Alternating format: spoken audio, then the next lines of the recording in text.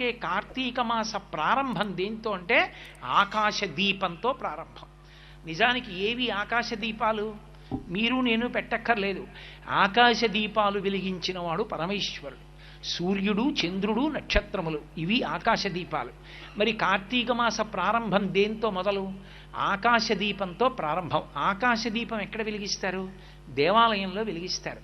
దేవాలయంలో ధ్వజస్తంభానికి తాడు కట్టి ఒక చిన్న పాత్రలో దీపం వెలిగించి గాలికి నిధనం కాకుండా రంధ్రములతో ఏర్పాటు చేసి దాన్ని జాగ్రత్తగా సమంత్రకంగా భగవంతుడి నామాలు చెప్తూ భక్తులందరూ చుట్టూ నిలబడి ఉండగా ఆ దీపాన్ని పైకెత్తుతారు. ఎవరి శక్తి కొలది వాళ్ళు కార్తీక మాసంలో ఆకాశ దీపాన్ని పైకెత్తడానికి చమురో ఒత్తులో ఏవో ఒకటి ఇస్తూ ఉంటారు. అది పైకెత్తుతారు. ఎందుకని? ఇప్పుడు ఆ దీపం ధ్వజస్తంభం మీద ఉండి అంతటా వెలుతురు చిమ్ముతుంది. ధ్వజస్తంభం మీద